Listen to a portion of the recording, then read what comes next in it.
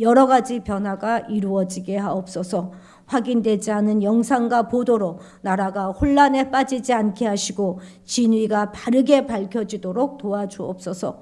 정상적인 국회 정치가 되도록 인도하옵소서.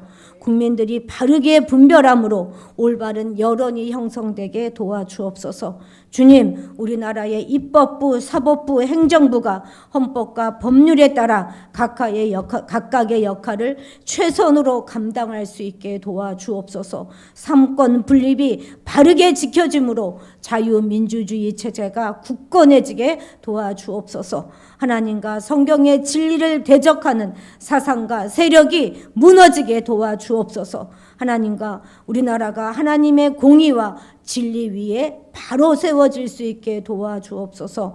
성도들이 먼저 말씀과 기도로 거룩해지고 주께서 쓰실 만한 정결한 그릇이 되게 도와주옵소서. 우리 성도들이 정말 죄와 싸우되 피 흘리기까지 싸워 승리케 도와주옵소서. 주님, 우리 대한민국의 국방과 안보를 지켜주시기를 간절히 기도합니다. 국제사회가 북한 비핵화와 세계 평화를 위해서 바르게 협력할 수 있도록 도와주옵소서. 한반도 주변 정세를 하나님께서 친히 관할하여 주시기를 간절히 기도합니다. 북한의 주민들의 생명과 건강을 존중하며 주민들의 의식주의 그 민생을 우선적으로 살피는 정상적인 지도자들과 정권이 속히 세워질 수 있게 도와주옵소서. 북한과 중국의 공산주의가 속히 무너지게 하시고 북한의 거짓된 사상에 경도되어 있는 이 땅의 주사파 무리들의 악한 괴계도 마침내 스스로 자멸할 수 있도록 도와주옵소서. 하나님, 우리 화도 드림교회를 바로 이곳에 세워주시고 지금까지 은혜로 함께하여 주심을 감사드립니다. 우리 교회가 그리스도의 향기로 넘쳐나게 하시고 서로를 위해 기도하며 합력하여 선을 이루어가는 아름다운 공동체가 되게 하옵소서. 주께서 우리를 통해 행하실 놀라운 일들을 믿음의 눈으로 바라보게 하시고 오직 예수님의 진리 안에서 은혜를 따라 살아가는 귀한 성도들이 다 되게 도와주옵소서. 속한 가정들 위해 늘 함께 하시고 보호하여 주셔서 친히 저들의 공급자가 되어주시고 삶의 모든 영역과 믿음의 돌파가 일어나게 도와주옵소서. 이제 말씀을 듣기 원합니다. 우리의 마음을 더욱 겸손케 하셔서 말씀을 통해 우리 각자의 삶을 돌아보게 하시고 그냥 듣고 마는 것이 아니라 반드시 우리의 삶 가운데 적용시킴으로 변화가 되어서 거룩한 성도의 삶을 살아갈 수 있도록 지켜 주옵소서. 이 시간 성령님 충만히 역사하여 주옵소서. 감사드리며 예수님의 이름으로 기도드렸습니다. 아멘.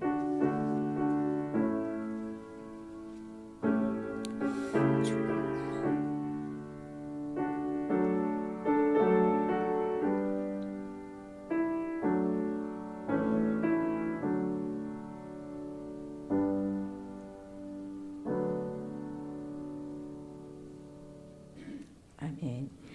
오늘 말씀 예레미야서입니다. 예레미야 8장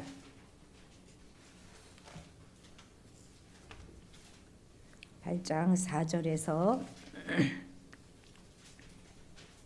12절까지 한 목소리로 읽겠습니다. 4절에서 예레미야 8장 4절에서 12절까지 한 목소리로 읽도록 하겠습니다.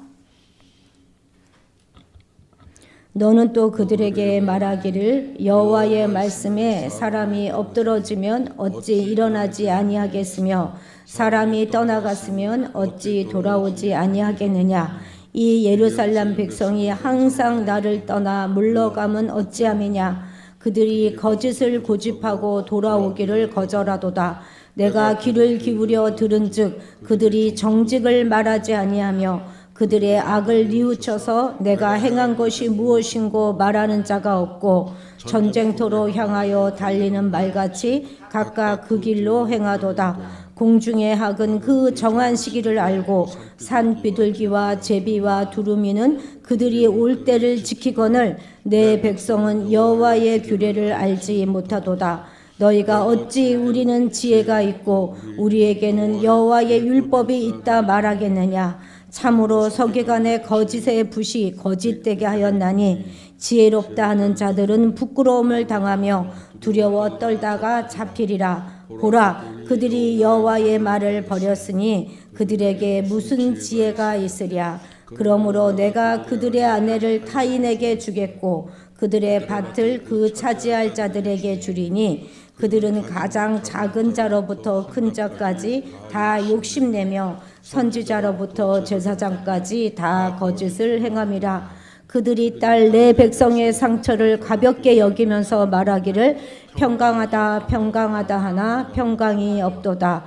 그들이 가증한 일을 행할 때에 부끄러워하였느냐? 아니라 조금도 부끄러워하지 않을 뿐 아니라 얼굴도 붉어지지 아니하였느니라. 그러므로 그들이 엎드러질 자와 함께 엎드러질 것이라. 내가 그들을 벌할 때에 그들이 거꾸로 지리라. 여호와의 말씀이니라.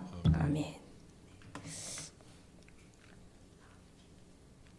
요게 많이 되네요. 우리가 요즘 예레미야서를 조금 보았는데요. 예레미야는 우리가 아는 것처럼 요시야 왕 제13년부터 본격적으로 예언 활동을 시작하게 됩니다. 이 요시야 왕이라고 하면은요, 정말 남유다 역사상 가장 훌륭한 왕으로 기록되어진 왕인데요. 아주 대대적인 종교 개혁을 통해서 우상 숭배를 다 몰아내고 그리고 회개 운동을 일으켰던 아주 훌륭한 왕입니다. 그런데 그러던 요시야 왕이 애굽의 바론 느거와의 전쟁에서 갑자기 젊은 나이에 사망하게 돼요. 그래서 다시 남유다는 개혁의 모든 기회를 상실한 채 혼란의 도가니로 빠져들고 정치적으로나 종교적으로나 아주 심각한 위기에 처하게 됩니다. 사회는 아주 혼탁해졌고요. 그리고 우상 숭배는 더욱더 만연해졌습니다. 바로 이런 시기에 예레미야가 나타나서 하나님의 심판의 메시지를 전했던 것입니다. 유다 사람들의 신앙은 한마디로 오염된 신앙이었기 때문에 하나님의 심판은 정말 불가피했습니다. 정말 저들은 고집스럽게도 아주 회개를 거부하고 잘못된 길로 아주 빠르게 그것도 집단적으로 달려갔던 것이죠. 그러면서 회개하지 않으면 돌이키지 않으면 하나님의 심판이 불현듯 임할 것이다 하는 경고의 메시지를 달가워하지 않았습니다. 그 대신 평강을 외치는 거짓 선지자의 말만 들었어요. 그러니까 들어야 할 말을 들은 것이 아니라 자기가 듣고 싶은 말만 들었던 것이죠. 오늘날도 마찬가지입니다. 대부분의 사람들은 이스라엘 백성들처럼 평강하다 평강하다 하는 소리를 듣고 싶어 하지, 그러다가 벌 받는다 망한다 하는 소리는 그리 듣고 싶지 않아 하는 것은 어찌 보면 당연한지도 모르겠습니다. 그러나 우리는 죄에 대하여 단호하고 철저하신 하나님의 말씀을 반드시 귀담아 들어야 하겠습니다. 사실 이런 부정적인 표현들은요, 전하고 싶은 메시지를 강조해서 말하는 그런 표현 방식일 뿐입니다. 그래서 우리는 부정적인 그 표현에다가 긍정적인 해석을 덧붙여야 하는 것입니다. 또한 우리는 그렇게 부정적으로 말하는 그 열정을 우리가 이해해야 하는 것이죠. 얼마나 강조하고 싶었으면, 얼마나 믿음의 바른 길로 돌아서기를 바랬으면 그렇게 부정적으로 말하겠습니까? 부모가 자식을 혼낼 때 너 아주 혼내줄 거야. 너 정말 그러면 가만 안 둬. 그리고 더 열받으면 너 그러면 확 죽여. 이렇게 말하기도 하지 않습니까?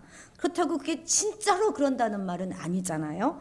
부모가 화가 나서 질책하는 말 속에는 자식을 향한 간절한 그런 바람이 담겨 있는 것이죠. 이것이 부모가 야단칠 때 부정적으로 말씀한다고 해서 똑같이 부정적으로 반응하면 안 되는 그런 이유이죠. 자, 우리 11절 같이 읽어볼까요? 11절입니다. 자, 그들이 딸 내 백성의 상처를 가볍게 여기면서 말하기를 평강하다 평강하다 하나 평강이 없도다. 여기서 말하는 이 그들은 바로 거짓 선지자들을 말하는 것입니다. 거짓 선지자들은요, 평강을 외치면서 안전하다, 평강하다, 지금 모든 건 다 잘 되고 있다, 걱정하지 말아라, 이렇게 말하면서 이것이 바로 하나님의 뜻이다 이렇게 선포하고 있는 것입니다. 그래서 이스라엘 백성들은 평강한 줄 알고 있다가 어느 날 갑자기 바벨론의 침공으로 완전히 예루살렘이 멸망하게 되고 거의 대부분의 사람들은 다 바벨론으로 끌려가게 된 것입니다. 자, 여기서 여러분들에게 질문하겠습니다. 여러분들의 삶은 어떠하십니까? 평강하십니까? 정말로 모든 것이 다 괜찮으십니까? 우리도 혹시 안전하다, 평안하다 이렇게 철석같이 믿고 있는데 어느 날 갑자기 위기에 봉착하고 어려움에 빠지게 되는 것은 아닐까요? 우리의 구원은 아주 확실한 줄 알았는데 불현듯 주님이 재림하시는 그날 우리의 구원이 흔들리게 되지는 않을까요? 상대가 그냥 나를 잘 받아주고 있는 줄 알았는데 어느 날 갑자기 난 더 이상 못하겠어 하면서 결별을 선언하지는 않을까요? 너무 극단적인 경우라 참 말씀드리기도 거시기 합니다만 저희 아이들이 중학교쯤 다닐 때 저희는 3번 신도시로 이제 이사 가서 살았었습니다. 저희 교회에 한 가정이 새로 나오셨어요. 3번 신도시로 이사 오신 정말 그런 평범한 가정이고 그냥 별 걱정 없이 살아가는 그런 가정이었습니다. 아들이 하나 있었는데요. 얼추 저희 아이들하고 나이가 비슷했던 걸로 제가 기억합니다. 그저 평온해 보였어요. 걱정할 게 아무것도 없었어요. 그런데 어느 날 다 자고 있는데 이유도 알 수 없어요. 지금 그 아들이 그 아파트 자기 방 밑으로 떨어져 것입니다. 분명 그간에 많은 마음의 갈등이 있었을 것이고 어려움이 있었을 것이고 또 조짐도 있었을 텐데 아무도 그것을 눈치채지 못했어요. 그냥 우리 가정은 잘 되고 있다, 평강하다 그렇게 생각했던 것입니다. 그래서 우리는 평강할 때, 안전할 때 우리의 공동체의 상황을 자꾸 점검해 보아야 하는 것입니다. 내 삶은 괜찮은지 점검해 봐야 하지 않겠습니까? 겉으로 보여지는 것 말고 우리가 믿고 싶은 대로 믿는 것 말고 정말로 우리 공동체는 평강한지 한번 오늘 점검해 봅시다. 우리가 뭔가 잘못된 것 같은 그 시점하고 문제가 발생하는 그 시점하고는 시간의 차이가 있지 않습니까? 대부분 뭐 어떤 일이 딱 발생했다고 바로 결과가 오는 게 아니잖아요. 그런데 바로 이 시간의 이 간격이 바로 우리가 회개할 수 있는 그런 시기인 것입니다. 그런데 그 멸망을 심판을 향하여 가고 있을 때 우리의 눈이 괜찮은 것으로 평강한 것으로 우리의 눈에는 비춰질 수 있다는 것이죠. 그래서 우리가 때때로 점검하지 않으면 회개의 기회를 놓치고 돌아설 수 있는 기회를 놓치고 갑자기 어느 날 갑자기 어려움에 빠질 수도 있습니다. 그래서 우리는 늘 점검해 보아야 하는 것이죠. 지금 정말 나는 우리 공동체는 괜찮은지 오늘 말씀을 통하여 점검해 보는 그런 기회가 되시기 바랍니다. 자, 첫 번째 우리가 점검할 것은 나는 잘 돌이키고 있는가 하는 그것입니다. 나는 얼른 나의 잘못을 잘 빨리빨리 돌이키고 있는가 하는 그것입니다. 4절 같이 읽겠습니다. 너는 또 그들에게 말하기를 여호와의 말씀에 사람이 엎드러지면 어찌 일어나지 아니하겠으며 사람이 떠나갔으면 어찌 돌아오지 아니하겠느냐. 아멘. 사람은 누구든지 엎드러지면 바로 다시 일어납니다. 어린아이도 넘어지면 다시 일어나잖아요. 엎드러진 채 그냥 그렇게 있는 사람은 아무도 없지요. 거의 본능적으로 일어섭니다. 왜 본능적으로 일어섭니까? 혹시 누가 보지는 않았을까? 예. 그래서 막 이렇게 안 보는 척하면서 찾아보잖아요, 그죠? 우리가 순례 여행을 갔다가도 다시 집으로 꼭 돌아오지요, 그죠? 동물들도 대부분 다 귀소 본능이라는 게 다 있습니다. 그 중에서 비둘기는요, 귀소 본능이 강한 것으로 유명하잖아요. 그래서 고대에 통신수단이 발달하지 않았을 때는 이 비둘기를 통신수단으로 활용하였었습니다. 그런데요, 이 비둘기 못지않게 귀소 본능을 우리 인간도 가지고 있습니다. 그래서 외국으로 이민을 갔거나 또는 고향을 떠난 사람들은 나이가 들면 다 고향을 그리워하고 가능하면 고향으로 가려고 하잖아요. 만약에 살아서 못 돌아오면 죽어서라도 나를 고향에 묻어달라 이렇게 소원하는 것, 그것이 바로 다 이 귀소 본능 때문에 그런 것입니다. 그런데 이러한 귀소 본능은요, 영적인 면에도 다 있습니다. 태초에 하나님을 떠난 인간은 본능적으로 하나님을 찾게 되어 있어요.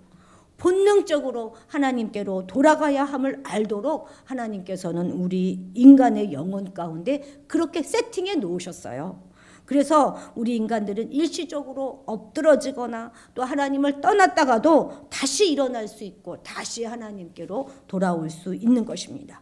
하나님께로 돌아가는 것, 그건 너무나 자연스러운 거예요. 그게 바로 우리의 본능인 것입니다. 그런데 왜 우리가 하나님께 돌아가지 않고 그렇게 뻗팅깁니까? 그것이 바로 우리의 죄 때문인 것입니다. 자, 5절 같이 읽겠습니다. 시작. 이 예루살렘 백성이 항상 나를 떠나 물러가면 어찌함이냐? 그들이 거짓을 고집하고 돌아오기를 거절하도다. 본성을 거슬러 돌아오기를 거절하는 자들은 그로 말미암아 멸망의 수치를 당할 수밖에 없는 것입니다. 돌아서는 본능은 귀한 거예요. 축복입니다. 그리고 돌아서는 것, 그걸 우리가 회개라고 부르는데요. 이 회개는 정말 자연스러운 거예요. 죄로 인해 우리 자아가 병들어서 그렇지, 원래는 그 회개하지 않는 것, 그것이 오히려 이상한 것입니다. 우리 자연스럽게 사십시다. 그냥 물 흘러가듯이 우리의 본성대로 살면 되는 것입니다. 회개하는 것, 그게 더 훨씬 자연스러운 것이죠. 우리는 참 죄에 약한 자들입니다. 조금만 유혹해도요, 금방 넘어갑니다. 마치 우리는 유혹에 넘어갈 준비를 항상 하고 살아가는 사람들 같아요. 그래서 일시적으로 하나님의 뜻을 벗어날 수 있지요. 떠날 수도 있습니다. 그러나 그때그때마다 즉시로 진실로 회개해야 하는 것입니다. 하나님은 우리가 죄로 인해 하나님을 떠나가면 성령으로 우리의 마음을 만지사 회개하도록 하십니다. 그래서 마음에 깨달음을 주시고 죄를 깨닫게 하시는 거 아니겠습니까? 이럴 때 즉시 엎드러진 그 자리에서 일어나 하나님께 돌이켜야 하는 것입니다. 하나님은 그 어떤 것이라도 죄와 연루된 것, 죄와 오염된 것, 죄에 오염된 것은 반드시 심판의 목록으로 올려두십니다. 당장 괜찮은 것을 보고 안심하는 것, 이렇게도 괜찮구나, 이렇게 안심하는 것은 어리석은 짓이죠. 당장은 괜찮은 것이 영원히 괜찮은 것은 아닌 것입니다.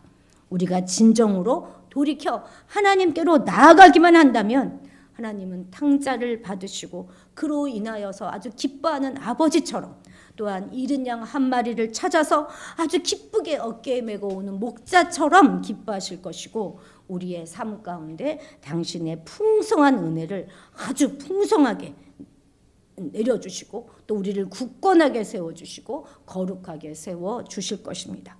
돌아가는 것, 그것이 은혜이고 기적입니다. 우리가 돌아갈 때 우리의 굽어진 것이 펴지고 무너진 것이 다시 세워지는 그런 축복이 우리에게 주어질 것입니다. 그런데 이건 사람과의 관계에서도 마찬가지인 거예요. 잘못한 것이 생각나면 얼른 돌이켜야 하는 것입니다. 행동도 돌이키고, 그리고 진정 잘못한 것은 잘못했다 이렇게 얼른 말해야 하는 것이죠. 상대방에게, 바로 그 사람에게. 그냥 쑥스럽기도 하고 자존심도 상하고 요래요래 눈치를 보니까 좀 풀어진 것도 같고 해서 그냥 넘어가면 안 된다는 거예요. 의외로요, 상한 감정은 잘 치유되지 않습니다. 상처를 치유할 수 있는 그 키는 상처를 준 당사자와 성령님만 가지고 계세요.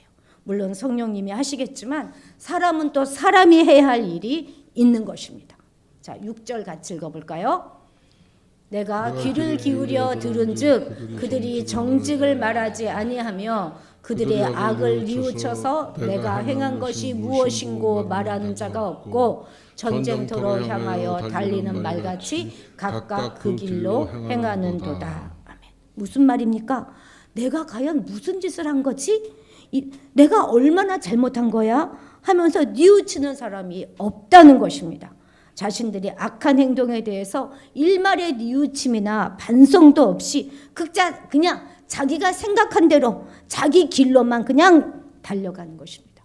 마치 전쟁터에서 주인의 명령에 그냥 앞만 보고 달려가는 군마처럼 그런 맹렬한 기세로 그냥 달려간다는 거예요.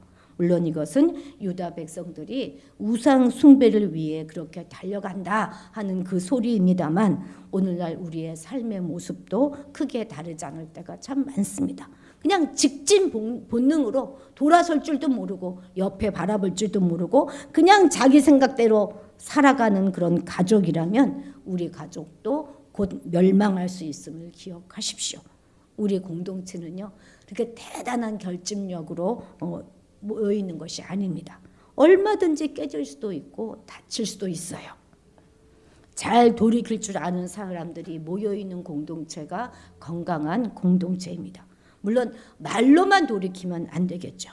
돌이킨 것은 두 번 다시 그와 같은 행동을 하지 않겠다 하는 결단이 포함되어져야 하겠습니다. 점검해 보십시오. 나는 하나님 앞에서나 사람 앞에서나 잘 돌이키는 사람입니까? 이전의 잘못을 또 반복하고 있지는 않습니까? 그에 따라서 나와 우리의 공동체의 미래는 괜찮을 수도 있고 아닐 수도 있습니다. 거기 문을 꼭 좀 닫았으면 좋겠어, 이은아. 저기서 너무 열심히 연습하는 한 인간이 있어서 그래도 좀 들리네요. 자, 둘째입니다. 둘째, 나는 오늘 진실하게 살고 있는가 하는 것을 살펴보아야 하겠습니다. 자, 10절 읽습니다. 시작. 그러므로 내가 그들의 아내를 타인에게 주겠고 그들의 밭을 그 차지할 자들에게 주리니 그들은 가장 작은 자로부터 큰 자까지 다 욕심내며 선지자로부터 제사장까지 다 거짓 행함이라. 아멘. 아내도 빼앗기고 나의 재산도 다 빼앗겼다면 이보다 더 큰 불행이 어디 있겠습니까? 그런데 아무런 문제의식도 없이 이스라엘 백성들은 거짓을 행하기를 주저하지 않았는데 그것은 일부 사람들만 그렇게 한 것이 아니라요. 빈부귀천을 막론하고 가장 정직하고 가장 거룩해야 하는 그냥 종교 지도자들까지 자신들의 권력과 재산을 지키기에만 아주 급급하고 거짓에 근거하여서 백성들을 잘못된 길로 인도하고 있었던 것이죠. 그 결과 하나님은 철저히 그 공동체를 심판하고 처벌하심으로 그들의 계획이 산산이 부서져서 결국 멸망하도록 하였다 하는 것이죠.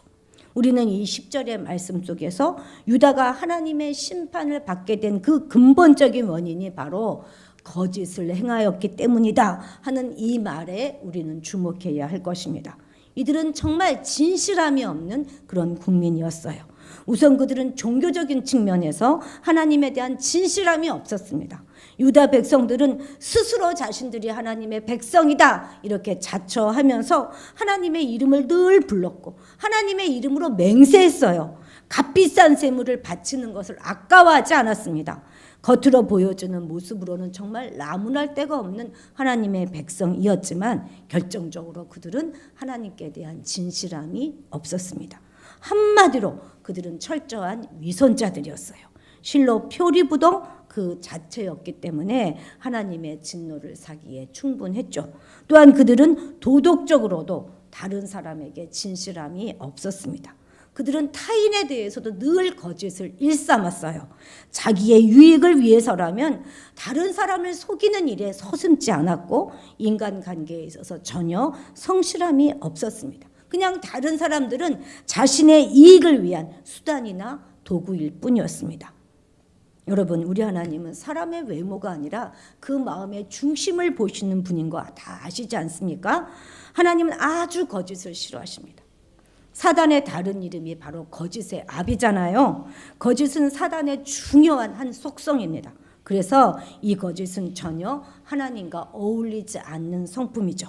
오늘날 교회와 성도들도요, 진실함이 없다면 그 존재 자체가 무의미한 것이고 무가치하게 된다는 것을 우리는 꼭 기억해야 할 것입니다. 하나님에 대하여 표리부동하고 진실함이 없게 되면 그 교회와 그 성도들은 하나님께 가증하게 여겨져서 마침내 하나님의 진노를 피할 수 없게 될 것입니다. 또한 성도들 간에 성실함과 진실함이 없다면 서로 신뢰가 사라지고 또 분란만 생겨나서 결국 교회는 갈라지고 찢어져서 자연 붕괴하게 되어 있습니다.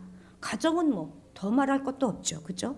우리의 가장 밑바닥까지 다 숨김없이 서로에게 보여주는 그 가정 속에서 서로가 서로에게 진실할 때 우리의 가정은 든든히 세워져 가는 것이죠.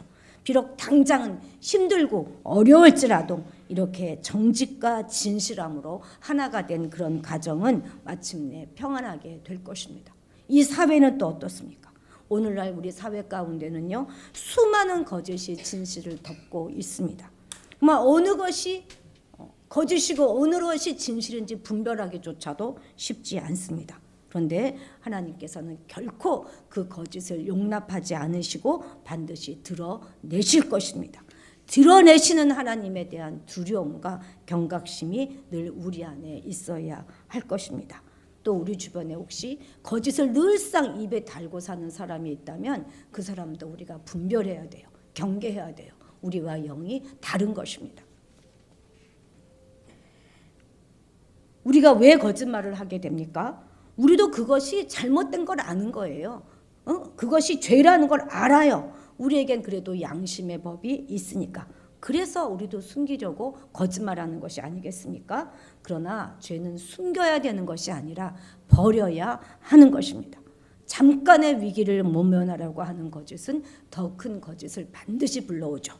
그리고 거짓을 행하는 자가 마지막으로 갈 곳, 그것은 바로 지옥입니다.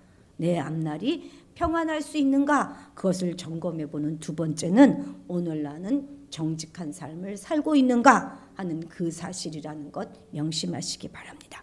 자, 세 번째입니다. 세 번째 우리가 점검해 볼 것은 나의 삶은 부끄러운 삶이 아닌가 하는 그것입니다. 자, 12절 같이 읽겠습니다. 그들은 가증한 일을 행할 때에 부끄러워하였느냐? 아니라 조금도 부끄러워하지 않을 뿐 아니라 얼굴도 붉어지지 아니하였느니라. 그러므로 그들이 엎드러질 자와 함께 엎드러질 것이라. 내가 그들을 벌할 때에 그들이 거꾸러지리라. 여호와의 말씀이니라. 아멘. 오늘날 우리 사회는 정말 부끄러움을 모르는 그런 사회가 되어버렸습니다. 교사가 자기가 가르치는 그 어린 학생을 성추행합니다. 그리고서 뭐라 그래요? 서로 사랑했다 이렇게 말합니다. 부모가 어린 자식을 학대하고서도 그냥 잘못을 체벌했을 뿐이다 이렇게 뻔뻔하게 말합니다. 목사가 교인과 바람이 나기도 하고 장로가 교인을 상대로 사기를 치기도 하죠. 어린 생명을 잉태하고서는 아무렇지도 않게 그 생명을 죽일 수 있는 것이 자유이고 권리라고 주장합니다. 이제는 뭐 약물로 유산하는 것도 허용하겠다는 거 아닙니까? 폭행당한 교사가 오히려 아동 학대로 고소당하기도 해요. 남자가 자신은 여자라고 우기면서 여자 탈의실에 들어가기를 요구하는 세상입니다. 정말 모두가 부끄러움 천지입니다. 그런데 그 부끄러움을 몰라요. 그래서 금수봐도 못한 인간이다 하는 말이 있는 것이고 이런 사람들의 삶은 마침내 심판이 기다리고 있는 것입니다. 지금은 비록 괜찮아 보일지 모르지만 내 인상이 정말 쭉 괜찮을지 앞으로도 정말 괜찮을지 점검하는 세 번째 구체적인 방법으로 내 가족은 다른 사람들은 나를 자랑스러워할까? 아니면 나를 부끄럽게 생각하고 있지는 않을까 하는 그런 것들을 점검해 보는 것입니다. 언젠가 뉴스를 보니까 어떤 중소기업 회장은요, 자기 직원들과 임원들에게 차마 입에 담을 수 없는 그런 욕설을 하고 막 폭행을 하는 그런 모습을 보았습니다. 그 뉴스를 본 그 회장의 자녀들이나 그 부인 되는 사람들은 남편이 아빠가 얼마나 부끄러웠겠습니까? 언젠가 제가 운전하고 이렇게 가다가 심석고 바로 정문 앞에 교복을 입은 두 남녀가 어찌나 다정하게 부비부비하고 있던지 제가 정말 보는 제가 부끄러워서 혼났습니다. 부끄러움은 제 몫이더라고요. 자, 사회에 저명하신 분들이 성추행으로 뉴스에 날 때마다 저는 보면 거의 막 바로 그런 생각이 들어요. 저걸 보고 애들은 자기 아빠를 어떻게 생각할까? 아내는 얼마나 부끄러워서 어떻게 세상을 살까? 이런 생각이 자연스럽게 듭니다. 자녀들의 눈에 비친 내 모습은 어떨까? 아내의, 남편의 눈에 비친 내 모습은 어떨까? 부모는 나를 어떻게 바라보실까? 아이들은 과연 나를 어떻게 볼까? 이것을 늘 점검해 보십시오. 그저 내 생각에만 갇혀 있으면 내 객관적인 모습을 볼 수 없습니다. 어려서부터 부끄러움을 모르는 뻔뻔한 사람으로 성장하는 것은 우리 미래를 망치는 길입니다. 우리가 짐승도 아닌데 사람으로 태어나서 그것도 하나님의 형상을 닮은 그런 사람으로 태어났지 않습니까? 그런데 다른 사람을 배려하지 않고 아무 말이나 하고 싶은 말을 다 하고 사는 것도 정말 부끄러운 일이죠. 한 사람의 부끄러움은 온 공동체를 힘들게 할 수도 있습니다. 또한 오늘의 부끄러움을 모르는 척하다가 영원한 수치 가운데 우리가 빠질 수도 있다는 것, 그것도 기억해야 할 것입니다. 우리가 부자가 아니거나 남들만큼 많이 배우지 못한 것, 그것이 부끄러운 것이 아닙니다. 마땅히 우리가 해야 할 그 정도를 걷지 못할 때, 우리에게 주어진 책임과 의무를 다하지 못할 때, 그것이 우리의 부끄러움이어야 하는 것입니다. 목사는 목사로서 부끄럽지 말아야 하겠죠. 자랑스럽지는 못하더라도 최소한 부끄럽지는 말아야 하지 않겠습니까? 성도는 성도로서의 품위가 있어야 하는 것입니다. 남편은 남편으로서, 아내는 아내로서 부끄럽지 말아야 합니다. 서로에게 예의가 있어야 하는 것이죠. 부모는 부모로서 당당하고 자기 책임을 다함으로 부끄러움을 없애야 합니다. 자식은 자식으로서 마땅히 지켜야 할 그 선이 있는 게 아니겠습니까? 그런 것들을 지키지 못할 때 우리는 부끄러운 것입니다. 친구는 친구로서, 형은 형으로서, 동은 동생으로서 자기 자리에서 부끄럽지 않게 살아갈 때 우리 공동체는 끝까지 평강한 공동체가 될 수 있으리라 믿습니다. 남들은 다 억지로 지금 참아주고 있는 중인데 그건 생각하지 않고 당장 그냥 나 편한 것, 그냥 그것을 괜찮은 것이라고 무심하게 보아서는 우리의 공동체는 소망이 없는 것이죠. 우리 공동체가 소망이 없는데 내 삶은 소망이 있겠습니까? 먼 길을 떠날 땐 무엇부터 합니까? 차량 점검부터 하지 않습니까? 만약 그렇지 않다가는 아주 큰 낭패를 볼 수 있죠. 우리의 인생이요 의외로 깁니다. 몇 번은 우르락 내리락 할 만큼 길어요. 그래서 우리도 우리의 인생을, 우리의 가정을 늘 점검해 봐야 하는 것이죠. 그냥 잘 가고 있다고, 괜찮다고 맘 놓고 있다가 불현듯 구렁텅이에 빠져서 낭패를 보는 일이 없어야 하지 않겠습니까? 아직 괜찮을 때, 돌이킬 수 있을 때 돌이키는 것, 그것이 축복이고 은혜입니다. 늘 하나님의 시선으로 우리의 삶을 점검하고 얼른 하나님께 돌이켜며 진실함을 잃어버리지 않고 부끄러운 자리에 서지 않는 그런 삶을 살아가시기를 주님의 이름으로 축복합니다. 먼저 찬양부터 하겠습니다.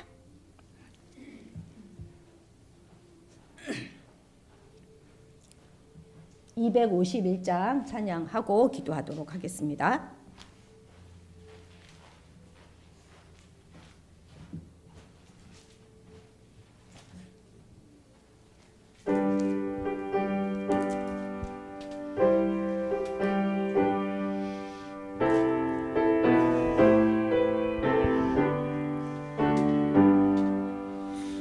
놀랍다 주님의 큰 은혜, 우리의 죄를 속하시려 위에서 십자가 위에서 어린 양 보혈을 흘렸네. 주의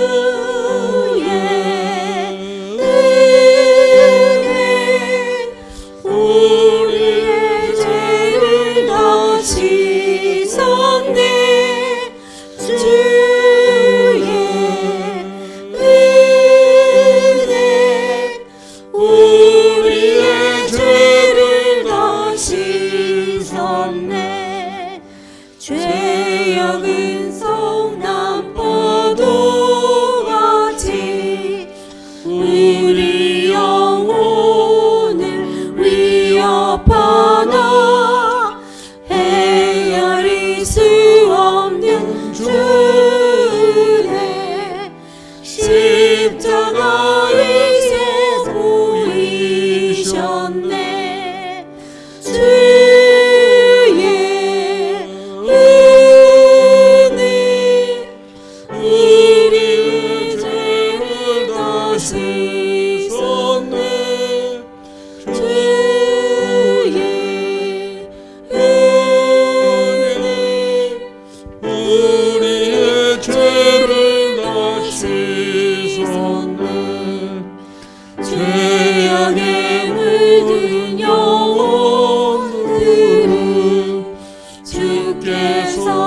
내 옷 씻으시네 지금도 흐르는 그 피에 눈보다 더 이게 씻으라 주의 은혜 우리의 죄를 다 씻었네 주의 은혜 우리의 죄를 다 씻었네 비할 수 없는 그 은혜를 믿는 자에게 거저주네 형제여 주 앞에 나와서 더디 죄 말고 못 받으라 주의 은혜 우리의 죄를 다 씻었네 주의 은혜 우리의 죄를 다 씻었네. 아멘. 우리 들은 말씀 기억하시며 기도하겠습니다. 정말 나는 잘 돌이키는 사람인지, 우리 공동체는 괜찮은지, 우리의 가정은, 우리의 일터는, 우리의 교회는 괜찮은지 한번 돌아보시면서 그렇게 평강한 삶을 살기 위해 정말 나는 잘 돌이키는 사람인지, 또 나는 정말 거짓을 행하지 않고 진실한 삶을 살아가고 있는지, 또 오히려 나는 부끄러운 삶을 살고 있는 것은 아닌지 돌아보시기 바랍니다. 그래서 우리가 성도로서, 또 직장 상사로서, 부모로서, 또 교회에 하는 성도로서 우리가 정말 부끄럽지 않는 그런 삶을 살아갈 수 있도록 하나님 도와주시고, 우리 어떤 작은 잘못이라도 기억나는 것이 있으면 늘 얼른 회개하는 그런 삶을 살 수 있도록 도와주셔서 정말 사탄도 흔들 수 없는 그런 공동체를 이루고 살아갈 수 있게 해달라고 기도해 주시기 바랍니다. 우리가 먼저 그렇게 부끄럽지 않게 그렇게 살아갈 때 이 사회도 이 나라도 건강할 수 있으리라 믿습니다. 정말 우리 잘 분별하고 늘 깨어있게 하옵소서. 부끄러운 삶 살지 않도록 하나님 도와주시고, 그 말씀 따라 살아가는, 말씀에 비춰봐서 늘 점검하고 체크하는 우리가 되게 해주시라고 우리 간절히 주님의 이름 한번 부르고 기도하겠습니다. 주여! 하나님 아버지요, 괜찮아 보인다고 해서 괜찮은 것이 아닌데 하나님 거기에 속지 않도록 하나님 아버지 함께하여 주옵소서. 늘 우리를 분별할 수 있도록 하나님 아버지 함께하여 주셔서 먼저 내가 죽어지는 하늘의 미랄이 될 수 있도록 하나님 도와주옵소서. 교회를 섬기며 가정을 섬기는 그 일에 하나님 최선을 다할 수 있도록 하나님 도와주옵소서. 기억나는 모든 죄를 순간순간 빨리빨리 하나님 앞에 나와 회개할 수 있도록 주여 도와주셔서 늘 우리를 품으며 우리를 용서하고 우리를 기쁘게 안아주시는 하나님과 동행하는 삶을 살아갈 수 있도록 하나님 도와주옵소서. 우리 입술에는 모든 거짓과 우리 삶 가운데는 모든 거짓들을 회개하오니 하나님 늘 진실한 삶을 살아갈 수 있도록 하나님 아버지 도와주시옵소서. 어느 한순간도 하나님 아버지 모래 위에 집 짓는 자들이 아니라 정말 반석 위에 집을 짓는 우리 인생의 집을 짓는 우리가 되도록 하나님 아버지 함께하여 주옵소서. 부끄럽지 않은 성도가 되기 원합니다. 부끄럽지 않은 부모가 되기 원합니다. 부끄럽지 않은 목사가 되며 부끄럽지 않은 교인이 될 수 있도록 하나님 아버지 함께하여 주셔서 하나님 그런 아버지 우리 주변에 있는 모든 사람들이 나를 자랑스러워하며 기뻐하며 하나님의 이름을 높이는 그런 자의 삶을 살아감으로 우리의 모든 공동체가 든든해질 수 있도록 하나님 아버지 함께하여 주시기를 간절히 간구하곤 합니다. 하나님 우리 가운데 함께하여 주옵소서. 말씀대로 삶대로 살아가는 어리석은 자 되지 않도록 하나님 아버지 함께하여 주옵소서. 우리가 들은 말씀이 얼마나 많습니까? 그 말씀이 우리 안에 허공의 메아리가 되는 것이 아니라 우리 삶으로 녹여질 수 있게 도와주옵소서. 우리의 단단한 심령을 주님 아버지 살같이 부드러운 마음으로 변화시켜 주셔서 먼저는 가까운 가족으로부터 인정받는 자들이 될 수 있도록 하나님 아버지 함께하여 주시기를 간절히 간구하옵곤합니다.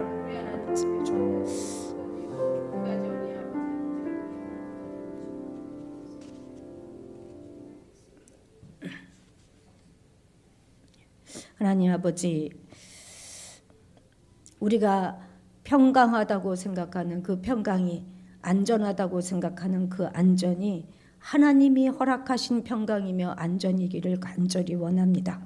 죄 가운데 여전히 눌러 앉아 있으면서 그저 평강하다, 괜찮다, 이만하면 됐다 하는 거짓 메시지에 속지 않도록 도와주시고, 이 신기루와 같은 세상 속에서 하나님 아버지께 소망을 둠으로 진정한 평강이 늘 우리 삶 가운데 넘치기를 간절히 소망합니다.